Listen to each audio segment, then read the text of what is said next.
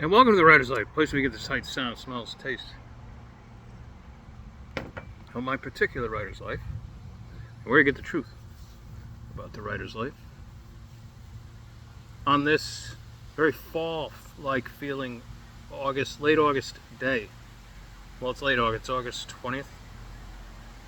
I got a little thing here. Get out of there. Ooh, what did I just do? Oh, how the weather changes so fast. Subscribe if you haven't already. Punch the like button. Tap the bell for notifications so you don't miss on one single exciting video. How exciting they are, and how occasional these days. Yeah, so I'm still alive. I got a couple emails, like, where the fuck you been? To be honest, it's August and I took a little time off anyway, but I've just been writing so much, and I had to get a really big book out that I actually wrote 7 years ago, and other than putting it on Kindle Vella in one form or another, and then unpublishing it there, I don't know why I did that, but it's just been on my hard drive. And it's like the only real spy thriller I've ever written. I mean, real spy thriller. I mean, I have that Sam Savage series. He's kind of a spy, but he's more like of an action-adventure character, pulp character. But I wanted to write like an international spy guy, a la James Bond, of course, or Jack Reacher kind of thing. I have to admit, I've never read a Jack Reacher book in my life. I've met Lee Child a bunch of times, right? But I've never... I gotta be honest, like, if something's that popular, it doesn't appeal to me. I'm like that with music. Like, for instance, I used to be a huge REM fan back in the day, like when they were still college radio and being published by an independent label, IRS Records. Which is a really good independent label, by the way. Then I really loved them, and I'd see their shows and stuff like that. They'd play at a lot of campuses or small venues and stuff like that. But as soon as they signed their, like, ultra mega deal with Warner Brothers, that was it. Boom, done. Other than a couple of songs here and there, I think maybe I bought one REM album after that.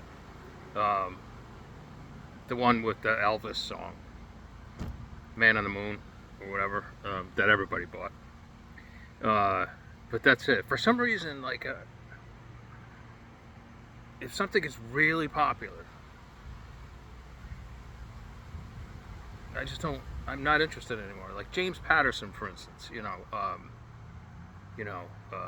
two things happened there. Number one, like, I thought the first couple of books, like Along Came a Spider, and then the one or two after that, I thought that were good because he wrote them. And then, like, I thought that it was shit after that, and I'm like,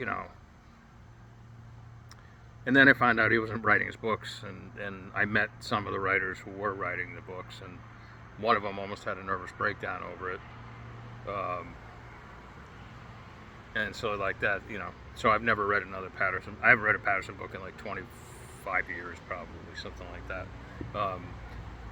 I'm not knocking anybody. I'm not knocking either of these guys. They've kicked my ass, basically, and I've done pretty well. But these guys are like, they're like,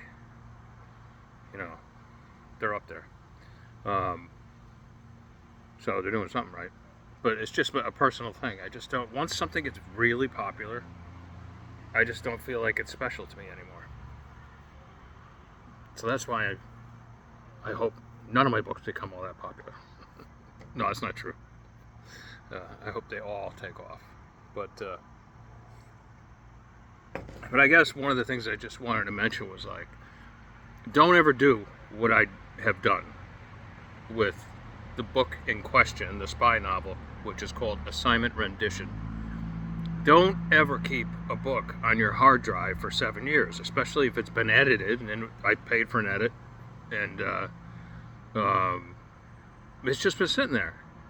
But I actually had to read through it again because it's been that long, and if there's anything in it that wasn't evergreen, I had to get rid of it and stuff like that. So, and I actually did run it.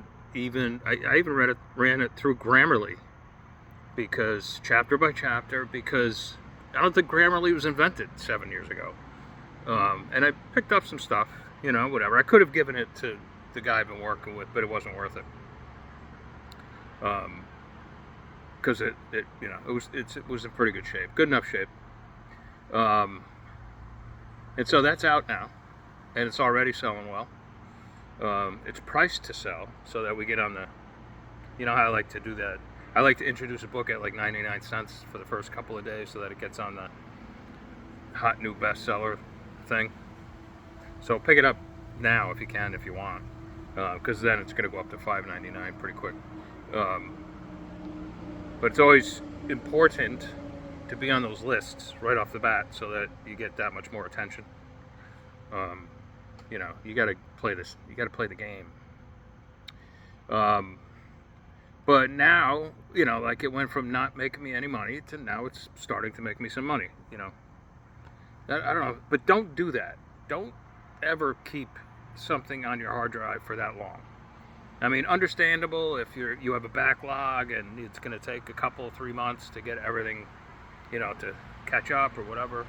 But there is no excuse for keeping a big novel, almost a 300-page novel. Well, I think in this case 250 pages. It's 50,000 words. There's no excuse for, you don't like build a house and just sit on it. You still got to pay the bank, whatever loan you took out or whatever. There's still bills. You don't build a house and just, I'm just going to let it sit for 7 to 10 years because I like to look at it. I don't know what the hell was going through my head. And I actually have probably about 10 or 12 books. Some of them longer, some of them shorter. Definitely stories that are going on 3 and 4 years old. Like, there's no excuse for that. They should be out there published, one way or the other. Oh, and by the way, my elbow just slipped off the table.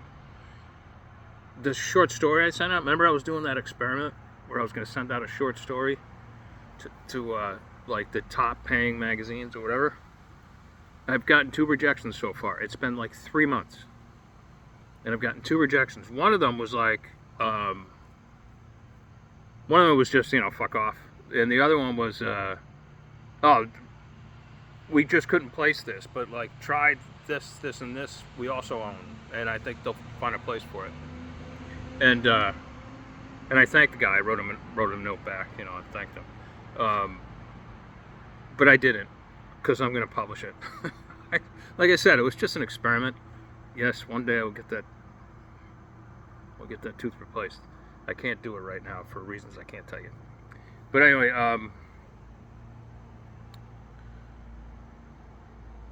it was just an experiment, and I will say this, going back to the old method of sending out short stories the traditional way, even if it is electronically, you're sending it over the vine electronically. It's not like I'm putting it in an envelope with a son of a bitch. It's not like I'm putting it in an envelope with an SASE, right? But still, it takes way too long. The whole reason I've made like the major shift to independent land is to speed things along, because I'm so prolific, and to just, and to build up and my list, and build it up and build it up and build it up and collect the money, that is due me, right? That I would otherwise not be collecting. And this, you can't go back to that shit. You can't. So I'm gonna publish it. You know, I have like 2 short stories that I'm gonna publish next month. One of them I've had around for 25 years and probably sold to maybe 5 or 6 magazines, paying magazines over the years. And it eventually became a novel that Thomas and Mercer published, and that the editor fucked up completely, the developmental editor. Sorry, it's the truth. What's the name of it? When Shadows Come, maybe? I can't even remember the name of it. That's how I blocked it out of my mind. Completely blocked it out of my mind. Because it was just such a, like the editor, the acquiring editor. I mean, they paid big money for it, and the acquiring editor left, quit the job before the book came out, and the developmental edit was terrible, and it was just a clusterfuck from the get-go. And you know, like nobody bought it, even after me selling like hundreds of thousands of books for Thomas and Mercer. Like, it was just it was a bad way to end it. Even though I still get along with everybody, but whoever's left, that is. I think there's only one person left that I used to deal with. How did I get on that subject? Alright, anyway, the point being, if you have salable material, good material that's sitting around your hard drive, you're wasting money. You're burning. You might as well just go burn money. That should be out there earning cash for you. You know, a construction company doesn't buy a bulldozer and let it sit in the yard for 5 years. It's got to be constantly being in use. If it's not constantly in use, it's not making money for the firm. And airlines, when you see that plane land and it comes to the gate, people get off, and they're like, "Oh, our plane has arrived," you know, like, and you see them immediately go to work, vacuuming the rugs and cleaning this out. The food service truck comes and fills,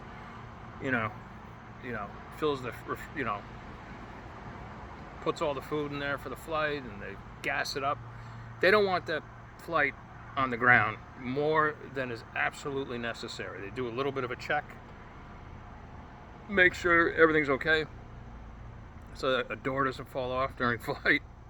And if that airplane's not in the air constantly, it's not making the airlines any money. And it's the same with your words. If your words aren't out there being consumed for a fair price, you're not making any money. Get it? All right. It's good to be back. Hope to be doing more of these. Got to have some guests on. I think things will turn back to some sort of semblance of normal next week. We hope. And once I'm on a better schedule, I'll be able to come to you more often. And since I tie these into my Substack, you'll be getting the Substack more often too. That's all I got. All right, I hope everybody's doing well. I hope it's been a great summer for everybody. Mine's been bittersweet. One day I'll tell you about it. But I've written a ton of words this summer, and I got a lot more to go, because we still got, right now, we're getting towards September, right? So September, October. So pretty soon I'll be writing for November. So if you're a writer, like, your year's closing in on you. 2024 is coming to a rapid end. Amazing how that works, huh? All right, everybody. I will talk to you soon. Ciao, ciao.